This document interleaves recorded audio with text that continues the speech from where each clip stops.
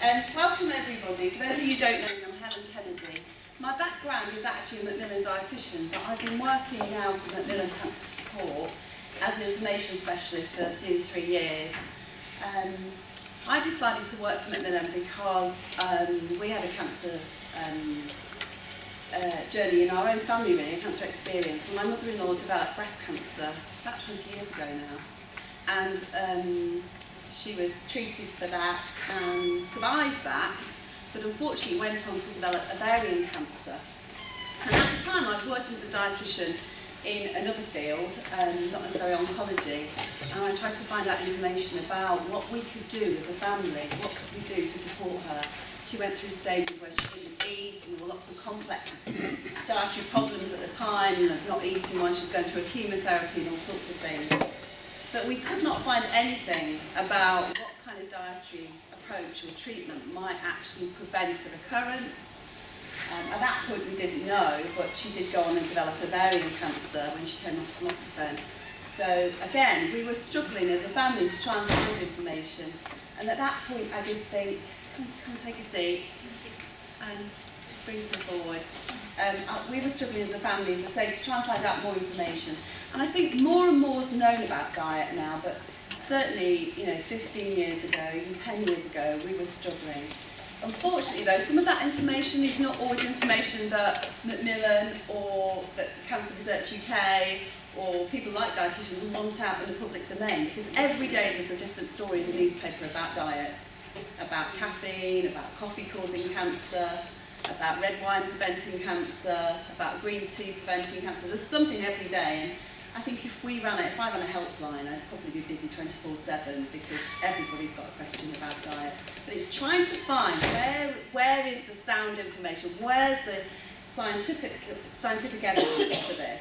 And I have to say, if you see anything on the Macmillan website, it's been through the mill, it's tried and tested, again with Cancer Research UK. So if you do want to look for any credible dietary information, head for the Macmillan website, or head for Cancer Research UK. They're doing a lot of dietary studies, and a lot of the latest information around diet are on those two areas. But I should say that some of you may not want to ask questions individually in this session. I'm quite happy to answer them, but I'm here till 5 o'clock. So if any of you have got any particular dietary queries or questions, or you want to know more about how you could adapt your own diet and take on board some of these things. As Hayley just said, this is a bit of a pick and mix for you. The information I'm going to share with you is not things that I'm saying you have to go and do. I'm just presenting you with the information that we have available to us, and that this is most up-to-date information. Many people find it incredibly difficult at times during the cancer journey and afterwards to make changes to the diet. Food's such an important part of who we are in our lives. It means a lot to us. It says a lot about what we do socially in families. Food's sort of a strong element of all of that. So if you're worried about how you might take on some of this, you might feel you can only take on 1 or 2 of the recommendations. That's absolutely fine. If you want to go the whole hog, we see people who go to the Bristol Diet Cancer Centre and change their diet radically, and equally come back again and want to make a more moderate approach later on. So if you do feel that you need more help and support, there are dietitians that specialise in oncology and cancer. Most of them, I have to say, a bit like Hayley and the OT scenario, most of them deal with people when they're going through their actual cancer journey. So they might specialise in head and neck cancers or esophageal cancers, bowel cancers. Not many dietitians work really with breast cancer, but it's an area that we hope will get more funding, and we hope that more dietitians are available. You can always be referred if you're worried about your diet via your GP to a community dietitian, and I'd recommend that if you are worried about, are you deficient in a nutrient, are you worried about being anemic and being tired, could it be your iron levels, get referred through your GP to a dietitian. That dietitian may be at the hospital, so it could be at the Royal or the General Denfield if you come from Leicester or your nearest hospital, or you could see them at your GP surgery. There are lots of community dietitians now, so you could get a referral to them. And they could take a full dietary history and actually look at whether you are deficient in 1 or 2 nutrients. So it's a good way to present. A little bit of information. We know that diet affects about 1 in 10 cases of cancer are thought to be linked to diet. So that's a fair proportion. That's why I think it's worth thinking about diet. I also think it plays a large part in our health and well-being. If you're eating well and you feel like you're eating well, you often feel positive. I've got a cousin currently going through breast cancer treatment, and she said to me she feels like every day she does something that's a step on that journey, that she's doing something positive to help herself at the moment, and she feels like concentrating on a diet is something that's giving her some positivity to what she's going through currently. So what would cause cancer then for 1 in 10? What type of how have they got to that? Yeah, there's obviously something that causes cancer. Yeah, we'll talk about that. We're not saying that eating these things definitely causes cancer. What we're saying is all about risk. So what I'll be presenting to you is information that shows if you follow this type of diet, it reduces your risk of cancer.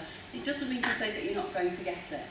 Because unfortunately, we do see people who, exercise, eating a healthy diet all their life, and it's because there's lots of factors, as Julian said. It could be genetic, it could be environmental. It doesn't mean to say it's all down to diet. But certainly the information I'll give you today suggests that 1 in 10 are related to cancer, unhealthy diets are related to cancer. Surprisingly, quite a large number related to alcohol intake as well. You've probably been reading in the press a lot more about alcohol, and we know it's a carcinogen. We know that it does affect your risk of cancers, particularly cancers of the larynx and pharynx, head and neck cancers. So also it's that, we'll talk about that a little bit. And we do know that the big article that was in the British Journal of Cancer in 2011, if you want to look at that, it's on the Cancer Research UK website, did show that a basic healthy diet, so this is the thing, it's not rocket science, it's the thing that we all know we should be doing, which is basically a diet that's got lots of fibre in it, plenty of fruit and vegetables, I'll talk about why they're protective, and low in saturated fat protects against cancer, actually reduces your cancer risk. That's not rocket science. We know that that type of diet also protects against things like diabetes, heart disease, stroke. So it's not something that's new, but it's certainly the type of diet that we'd be recommending. I've got a problem though with a low-fat diet. Yeah. People go for low-fat yogurt, low-fat margarine. As from what I've learned, we need a lot of good fats, and people are going for low-fat options that are highly processed food that do you no good at all, and they're not eating the healthy fats that they need to. So low fat, I've got a big problem with that statement.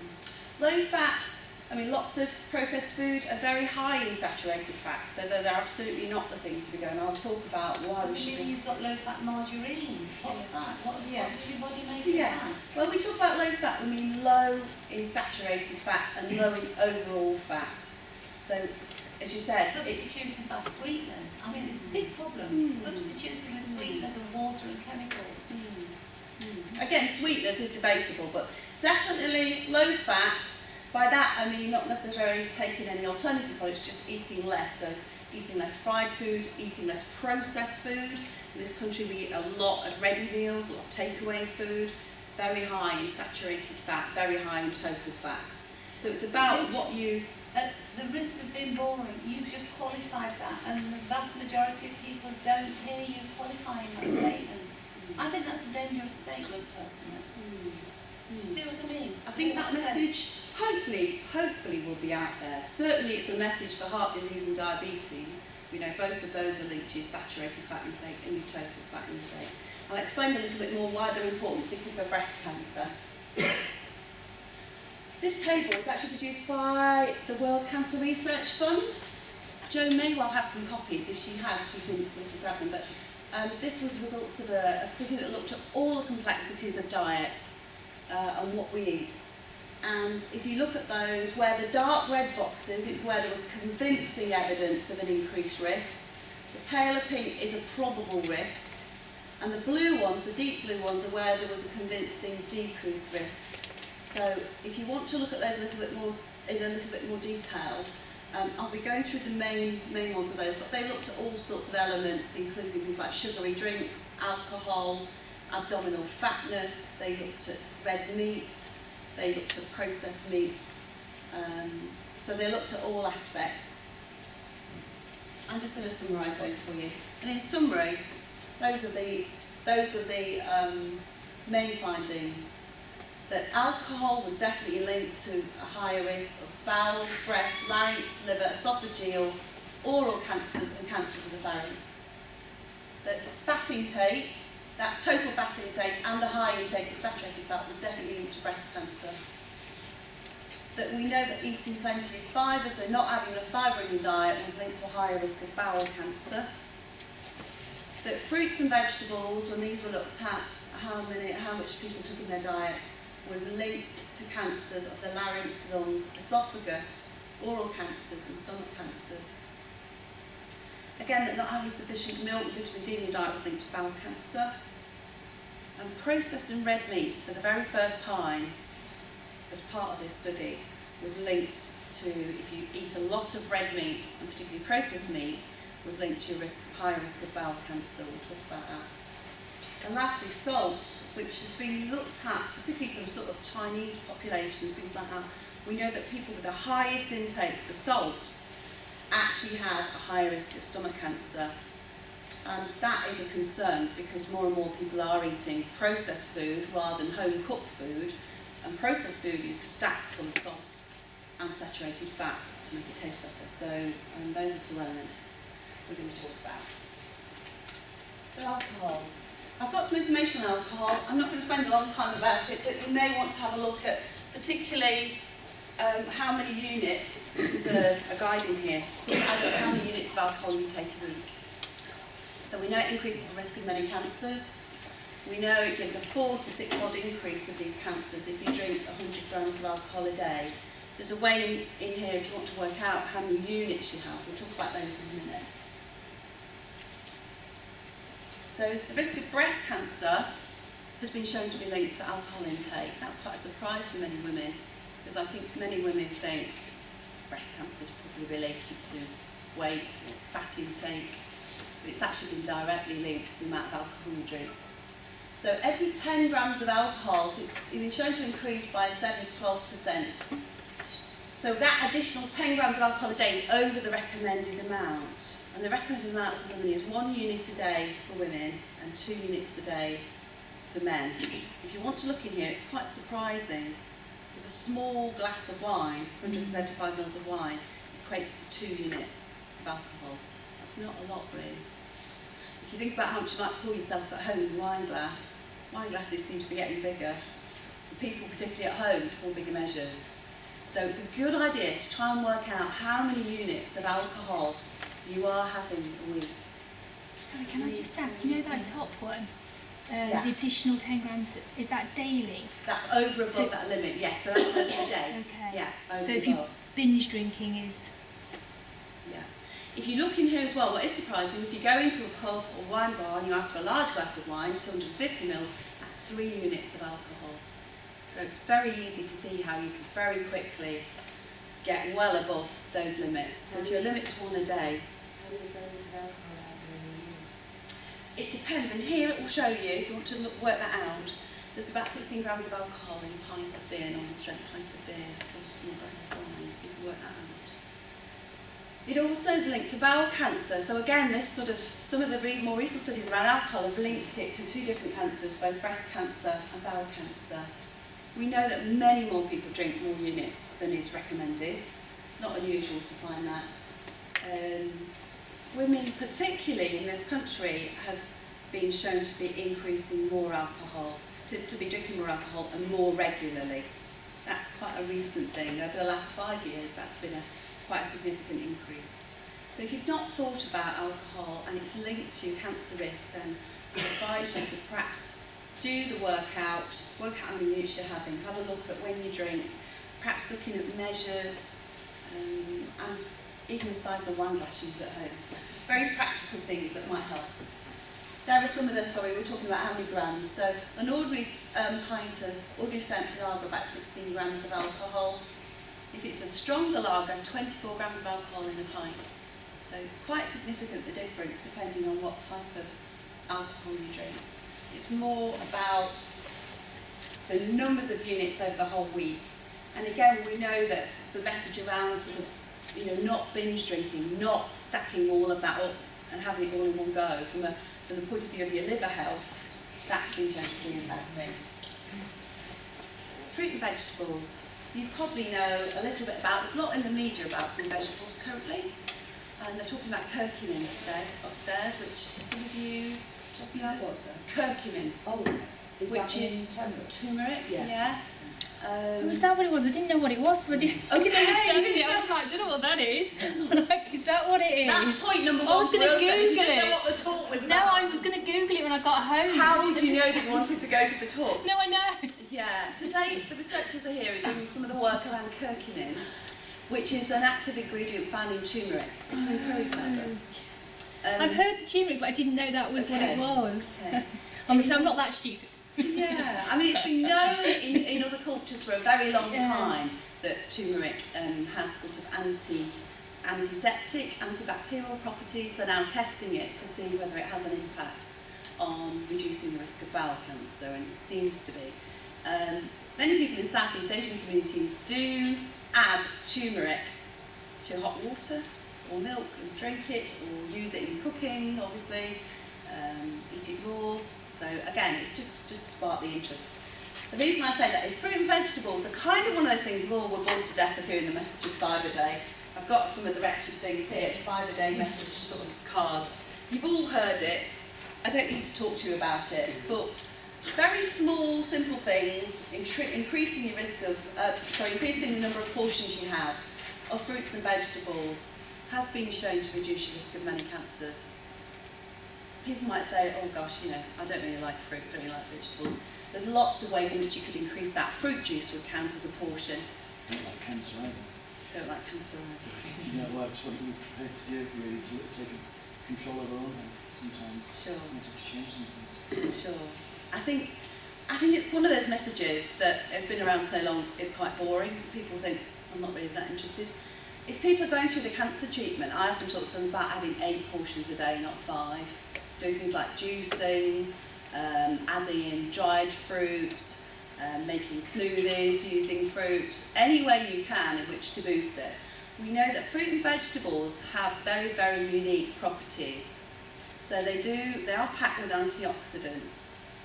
And there's a big story going to emerge about fruit and vegetables. Each fruit and vegetable is different coloured, and each one will have different levels of antioxidants. So we do know that things like curcumin are a big story, but there's probably likely to be others. And we do know that there are certain fruits and vegetables that are actually extremely good. There's no one superfood, so the Daily Mail's not right when it says, you know, broccoli is a superfood or blueberries are the superfood.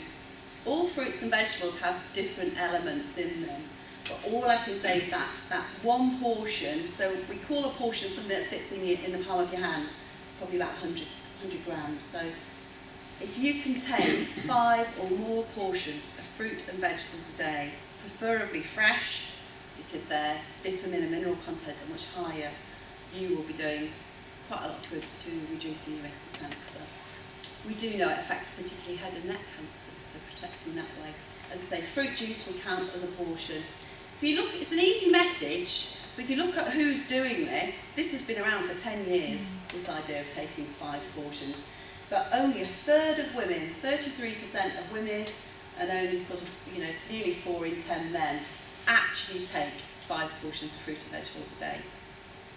Not, you know, very, very few people manage to do it. And more worrying is that if you look at children, 7% of girls manage to take 5 portions. And 22% of boys, I don't really understand that statistic, because my boys don't eat fruit. But so it's how do we get those in? So you might make soups, you might make pasta sauces, you might make stews, you might want to use dried fruit, you might include fruit juices, you might make smoothies, you might get a juicer. Oh, have you ever tried beetroot juice? Oh my life, it is. You don't have to go to beetroot juice, that's the Bristol. I did try beetroot Bristol juice. cancer It diet. was the most foul stuff Yeah. ever. No, you It don't was a have to reported juice case though. beetroot. It suppressed it cured a guy's lung cancer in Russia, allegedly. No. No, but it is foul. There are lots of stories about Beetroot different juice is awful. juices, and I think you can get hung up on one or two. I know, you do, That's don't why I you? say there's no one superfood. don't believe broccoli's going to do the work on its own. It won't, but it will do if you eat it. And there's this idea of a kind of rainbow diet. Yeah. And that is kind of true, that if you eat lots of different coloured fruits and vegetables, each of them having all of these different what we call phytochemicals, these are the unique antioxidant properties that we find in fruits and vegetables. So all I can do is recommend it. If you're going through a cancer treatment, I would recommend 8, not 5, I'd recommend more if you manage to do that. Particular ones that are interest, carotenoids, so anything that's orange or yellow, so you're looking at peppers, carrots itself. We know that if you take high levels of carotenoids, this was in the paper, they may protect against advanced prostate cancer. I say may, there's not enough work being done on this, but it's one of the messages that come out in more recent research. We also know that carotenoids are also found, things like lycopene. You've probably heard about the message about tomatoes. So lycopene is one of these. The lycopene is found in tomatoes, particularly it's released in cooked tomatoes, not raw tomatoes. So if you had 2 portions of cooked tomatoes a week, that would increase your levels of these carotenoids, and lycopene will do that. So again, if it's something you can include, you can make pasta sauces with tinned tomatoes, you probably use them for sauces and soups and all sorts of things. It's something It was that thought with tomato sauce ketchup. it's in tomato was the- sauce. That, Yeah. that in particular was better than plain, shall we say, raw, fresh tomato. Yeah, there's more in tomato sauce because it's been processed. It's probably the only good reason to eat tomato sauce. My children wouldn't say so, they can't live without it, but yeah, tomato sauce is good. Not tomato soup, somebody just asked me that a couple of weeks ago, but tomato sauce or cooked tomatoes, the tinned tomatoes, fine. Raw tomatoes are okay, but it's not released in the same way. We know selenium, which is one of these minerals that's being talked about. Have you heard about selenium? Is that in the apricot kernels? Yeah. Don't grind up apricot kernels, please. That is a complete no-no because it actually, they're toxic. The nut, the actual inside the... Yes. Oh, Yeah, I used to don't eat grind them. up those. I used to no. eat them. They're a toxic element. You Are don't- they? Yeah, there are. I find people that are grinding up apricot kernels, sometimes peach kernels, but they don't have the same effect. But again, that's not recommended to people. But selenium is found in things like oily fish. It's found in whole grains, so things like whole grain cereals, seeded bread. It's found in. There are lots of vegetables, fish, and whole grains contain selenium, and that has been shown again to be protective against prostate and lung cancer. Vitamin D is something that's in the news at the moment. You know, people being lacking in vitamin D. We are in this country, we don't see the sunshine so much. But we do know that vitamin D, it seems to be that people who have low vitamin D levels in their blood have a higher incidence of bowel cancer and possibly have a higher incidence of breast and prostate cancer. So they're looking at that. There's lots of dietary trials going on currently with vitamin D. So if you are somebody that doesn't take much milk in your diet, or cheese, or yoghurt, I would say, you know, think about that. You should be taking the equivalent in terms of vitamin D and calcium of about 1/3 of a pint of milk, a small portion of cheese, again it could be a low-fat cheese, and a yoghurt, a low-fat yoghurt, a normal yoghurt, would really cover you for your vitamin D intake. But I've got hormone receptive cancer, so all of those things I'm taking in animal hormones, all that dairy products. Yeah. So you may want to think about how you might want to do that in terms of, is that going to be protective for you? I think it would be dangerous. I think we need more evidence, particularly around breast cancer and its link to vitamin D. That evidence is not there as strong as bowel cancer yet. So I would say for women, you know, lots of women started taking, cutting out milk and cutting out dairy products. There's no scientific evidence for that, There is no there? scientific That's evidence just for that. Professor Jane Platt, who's not actually a medical doctor. It was. And unfortunately, the results of that, we are now seeing ladies with osteoporosis who stopped taking milk and dairy products 10 or 15 years ago when that evidence first came out. So Your I Life would in Your say- Hands, that book. Yeah, but we're also being told to slather ourselves with sun cream, so we're not getting vitamin D there. We It's do- safe to we go out do- for 15 minutes a day, isn't it? Yeah, we do get vitamin D. You only 15, need 20 minutes a minutes a day. Do you wear foundation? Because it's bound to have SP 15 in it. Yeah. You need 10 or I don't 15 wear minutes it. in the Don't sun wear it to in the sun. produce it. So you don't need to be sunbathing. No. I mean, that would be increasing your risk of skin cancer. Just normal walking around.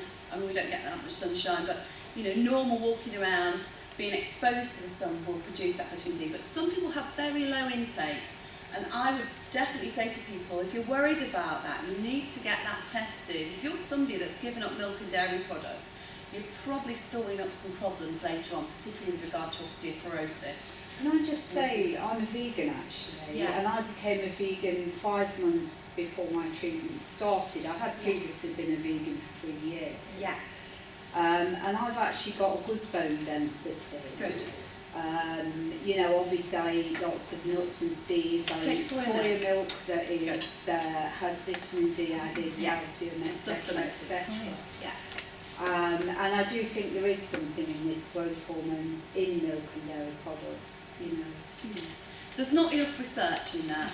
If you are vegan, it's fine to take soy milk. Some people switch to soy milk, but the soy milk is supplemented with vitamin D, so you're getting all of that added vitamins anyway. So yeah, that's fine. What about if you've had to have a hysterectomy? Should that level be increased? If you have, I would say that it'd be good for you if you're worried about that and you don't take much dairy in your diet. Do you take soya? No, I have dairy in diet, Yeah, but dairy. if it's Okay. should that be increased? Not necessarily, no. Right. That broad spectrum, as I said, to get enough calcium and vitamin D in your diet, roughly about a third of a pint of milk. Most people use that in drinks, tea, Yeah. coffee, a little bit on cereal. If you do take some cheese in your diet, that would count for a third of a pint of milk. And again, some sort of yoghurt would count for that. So you're sort of covered with calcium. So that would be sufficient. When I was going through my breast cancer, the nurses that were giving us advice said that new evidence on soy had just come out that suggested that it actually might make cancers worse. There was- If you've got cancer, it makes them grow faster. Yeah, there's been a little bit of misinformation Yeah. around soya. Should we take more soya? I mean, the message at the moment is not to advise people to go overboard taking lots of phytoestrogens in soya. If you do take soya, it's fine because it's supplemented with vitamin D, but the evidence is not to necessarily make the switch and certainly not to increase that. Yeah. And then I eat quite a folate. lot of soya as well, so I have the milk, the cheese and and yoghurt. the yogurt. So folate is found in a sort of B vitamin, which is found again in whole grains and things. There's one study that's looked at the risk of breast cancer for people who are kind of moderate drinkers. We've looked at people who have high alcohol levels, so that's worth thinking of. But if you take a whole grain cereal, if you're somebody that eats wholemeal bread or seeded bread, and you take a whole grain cereal, it's probably likely to decline. If you are worried, if you're somebody who doesn't, I see people who don't eat certain foods, who've never eaten certain foods. If you're one of those people that either have an intolerance to certain foods, or your diet is not very complete, you can ask a dietitian to do a dietary analysis for you and have a full dietary analysis done of all your vitamin and mineral status. So it might be worth thinking about that. Red and processed meat, big story around this. The first evidence of this was probably in about 2008. So we do know now that red and processed meat is definitely linked to your risk of bowel cancer.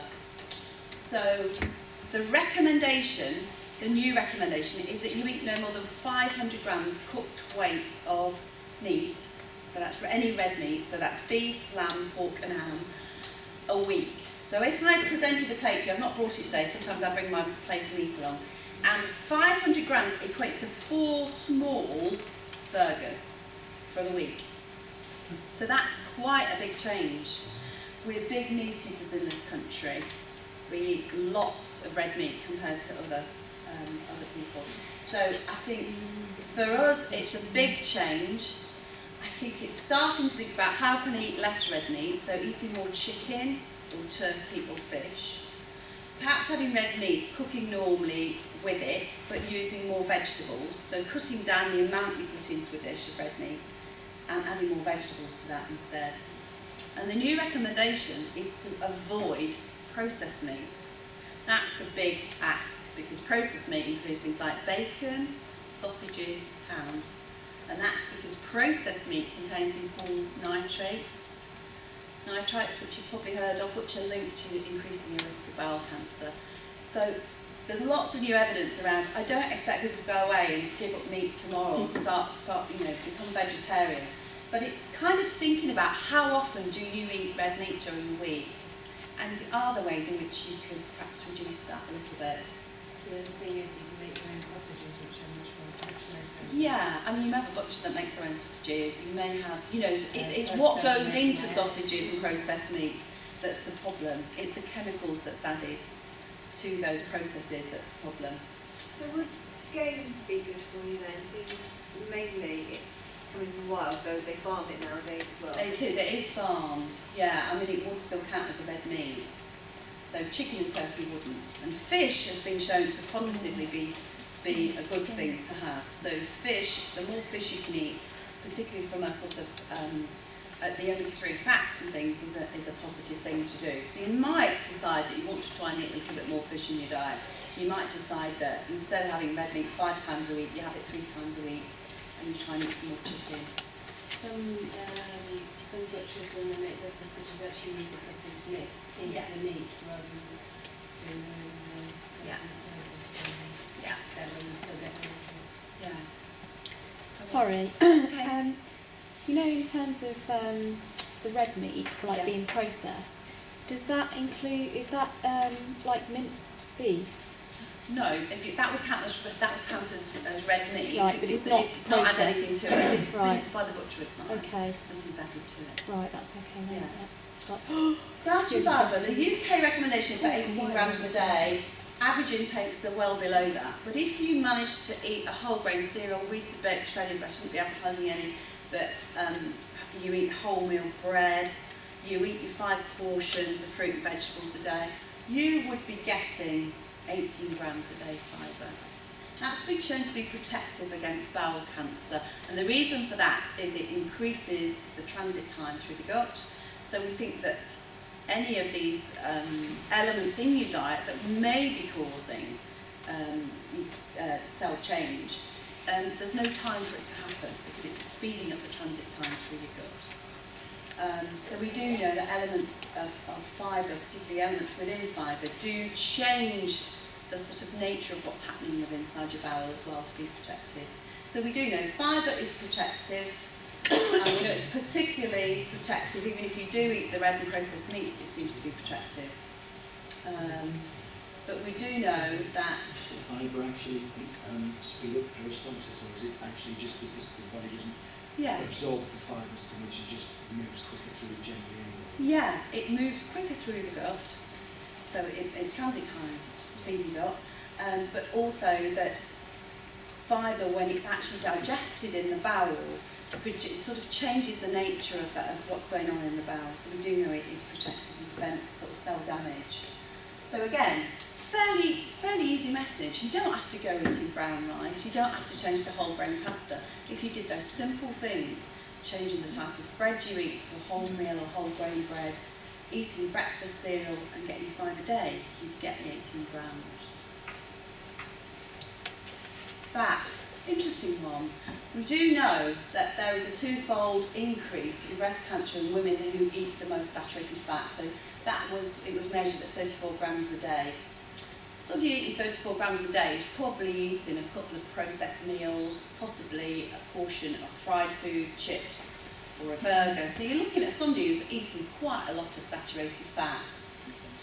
So we do know that for women, the message is around, if you are cooking, try and bake in the oven, try and grill foods, try not to fry foods, try not to eat too many processed foods. For those of you who ever look, if you buy any processed foods and ping them in the microwave, you'll see that there's very, very high levels of saturated fat in those. They're usually made with a sauce, they usually have lots of added fat to them. So if you're cooking from fresh, the chances are if you cook your meal from fresh with chicken or meat and vegetables, you're getting fairly low saturated fat intake. Again, things like biscuits or cakes, any kinds of processed food, fast food, usually have fairly high levels of saturated fat. You could start looking at this if you want to start looking. I'm not saying there's a definite level below which you should aim, but we do know that those women who have the lowest fat intakes also have the lowest overall calorie intakes. And there's been a big debate in dietary circles, is it the fat or is it the fact that you're taking less calories? There's also a lot of, sorry, that first statement, should that be men and women? Yeah, the work's been done with women, but I'm sure it would translate to men. Because nobody seems to take that into all the literature and everything is women rather than men. And the studies in our situation, it was a man. Yeah, the dietary studies at the moment have been done with women. Interestingly enough, for those of you who do want to read more about this, the Genesis Cancer Centre at the Christie Hospital in Manchester are doing a lot of work around the 5-2 diet, you know, the fasting diet. A lot of the work for that has been done with women with breast cancer, and it's been shown to reduce your risk of recurrence of breast cancer by 30%. Didn't one of the blokes who wrote the book work there? No. There is a book out there. The man that got on the bandwagon and made a fortune on it is not. It's not him. There is a doctor though that's done a book, hasn't he? But the original work was done with women with breast cancer. So we do know there is a story around the 5-2 diet. It's not really. It's been a little bit in the press, but the main findings are reported early next year.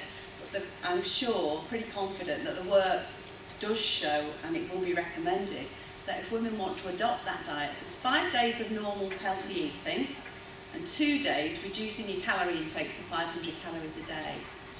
Again, you get your 500 calories a day by eating 2 Mars bars, but we wouldn't recommend that. You need to do it in a healthy way.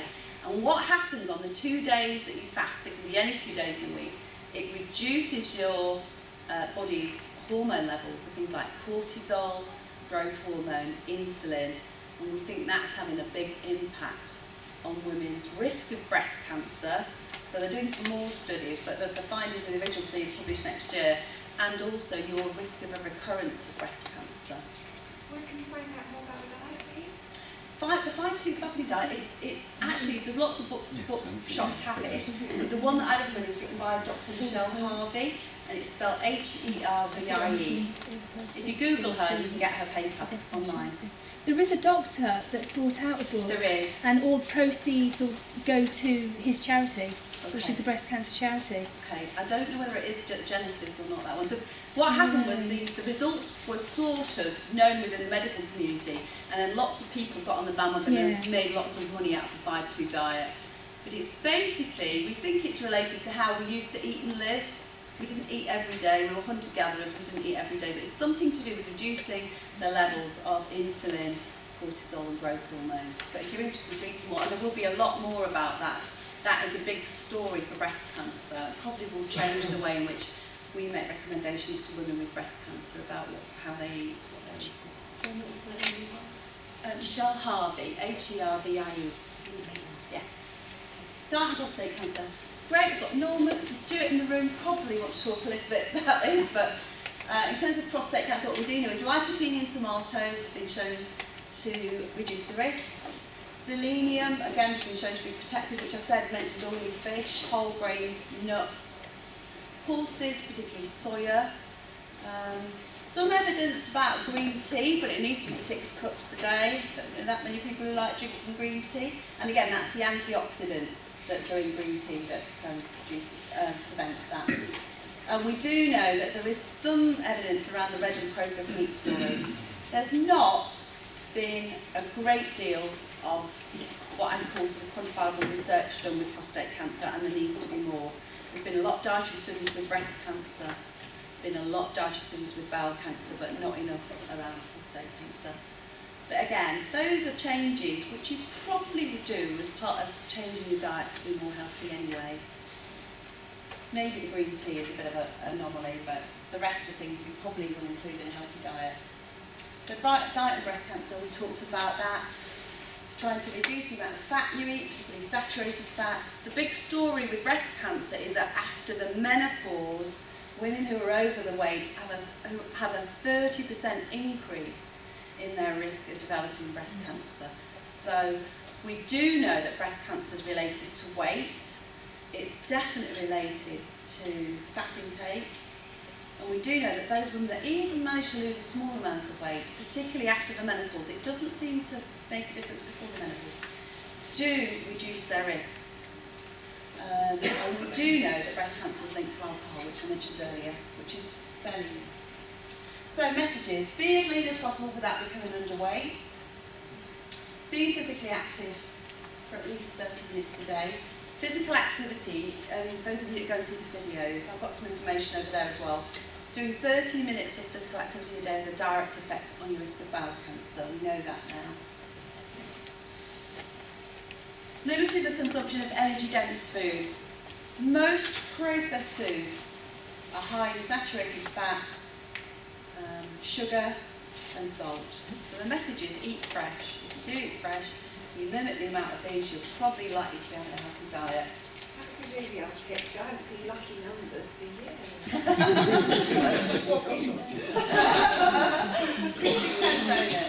Eating more variety of fruits, vegetables, whole grains and pulses. Limiting the amount of red and processed meat. Limiting your alcohol intake. If you're not sure how many units you're taking, make sure you know. Salt, big story around salt and stomach cancer. This came out of looking at populations. We know that some populations in the world have very high intakes of salt, so particularly Chinese populations take a lot of salty food. And it's been linked now to stomach cancer. So you should take about 6 grams of salt a day. If you eat a processed meal, it's probably likely that one single portion of a processed meal has your 6 grams of salt in. So it's because we're eating more fast food, it's because we're sort of living this lifestyle where we don't quite know what's in that portion, that we are taking inadvertently more salt and more sugar and more fat in our diets. Something to be aware of. Lastly, big question. People say to me, should I be taking vitamins, minerals? You know, I take multivitamin, I take zinc, I take selenium. Should I be taking these kind of tablets? And the message, very strong message, if you look at cancer research and you look at Macmillan, is that if you are taking a healthy diet and you've not been told by the doctor that you've got a specific deficiency, for example, some women might have anemia and be taking iron tablets, there is no need for you to take any multivitamin, multimineral, anything else. A lot of people do buy them. A lot of people take lots of multiple supplements, and it's very easy, if you're taking a healthy diet, it's very easy if you take some of these supplements as well, to be taking, you know, well over what is a recommended healthy amount for that supplement. So some of the trials where they used these were actually stopped.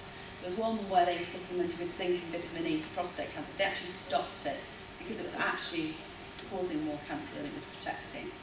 So we do know from some of this evidence that, you know, over-supplementation is harmful. So at the moment, the recommendation is if you can manage to eat that healthy diet, you would be getting your recommended amount of all those essential nutrients. Yeah, but some of the research has been biased, hasn't it? I mean, 30 milligrams of vitamin C a day is only enough to prevent scurvy. Well, Linus Pauling got the Nobel Peace Prize for saying, well, 10 grams of vitamin C a day actually kills cancer cells. That's a bit different from 30 milligrams. And that was research, that was funded by the pharmaceutical industry to say, hey, you know, you don't need. So I think there's a lot more to this research than actually we know. If you go online, if you put cancer and diet in, you come up with 1 million adverts for all of these supplements you should be taking. I see lots of people who spend an inordinate amount of money taking these things. They don't need them. They possibly do them more harm than good.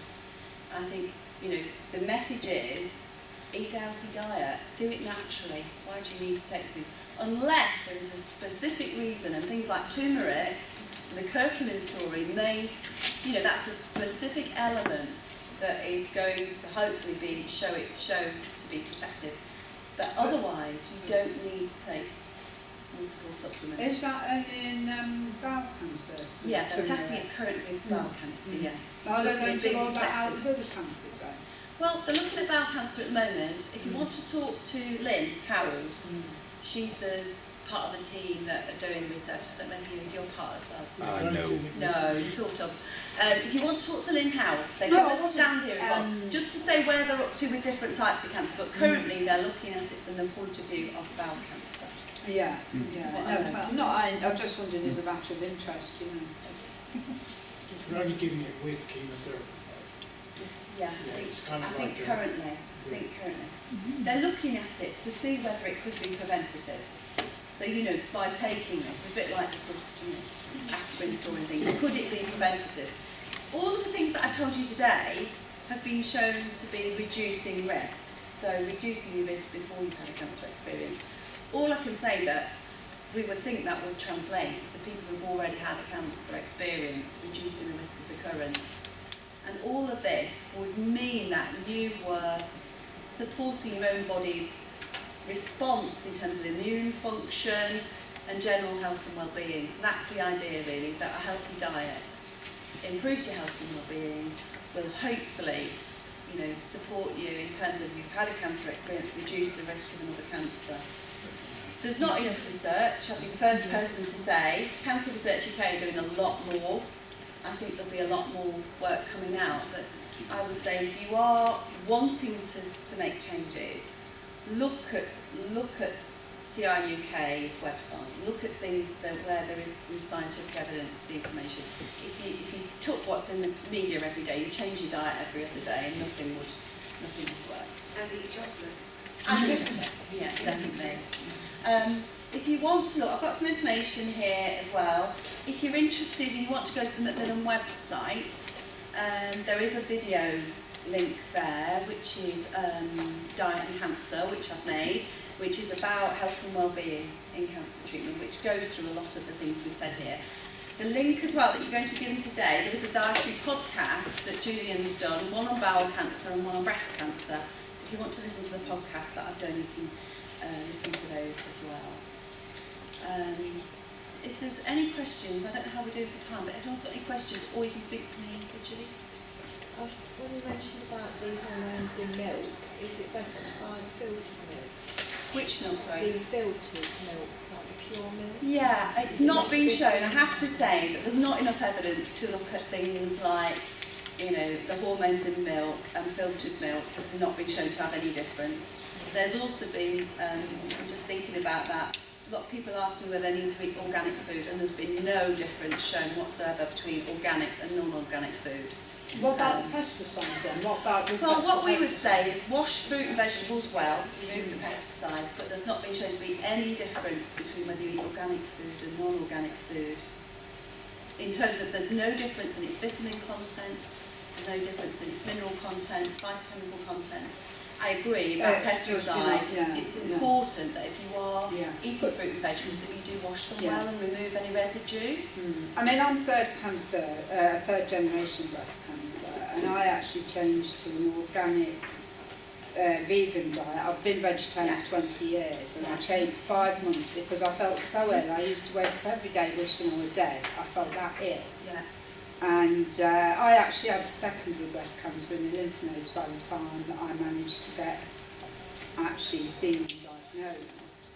I'm unknown primary, but when they went to operate, there was no cancer there, it was dead, and the cancer in the lymph nodes, in the 2 lymph nodes, were actually dead as well. So I didn't, you know, I just had my lymph nodes removed.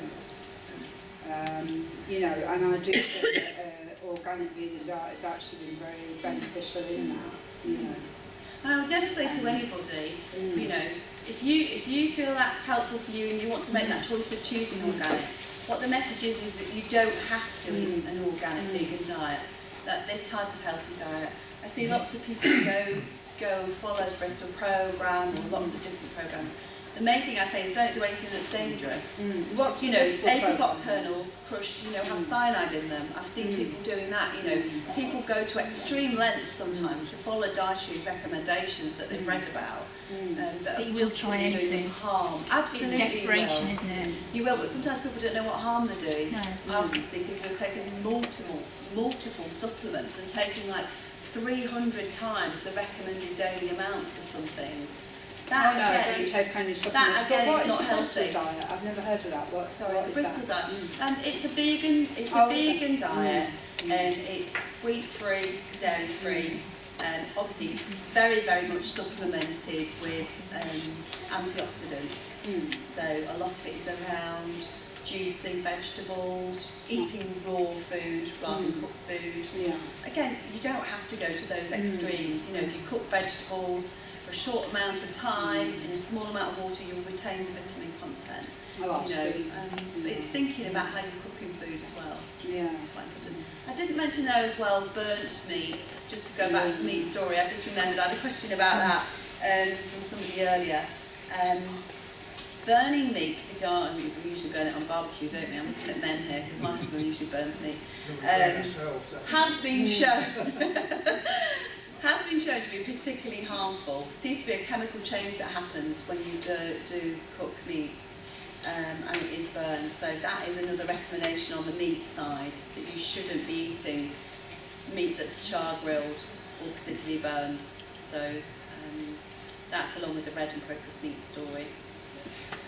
Hope that's given you some food for thought. I don't think that any one person is going to go away and do all of that.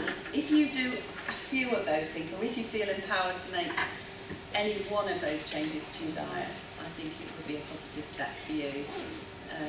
But if you want more information, or you feel that would be difficult for me to do because of my lifestyle or because I work or whatever, I'm happy to talk through how you might make those changes practically, day to day, and how you might introduce some of those foods into your diet. And if you're here with somebody else, or you know somebody else who might benefit from this information, please take some and pass it on as well. Okay, thank you everybody. Thank you.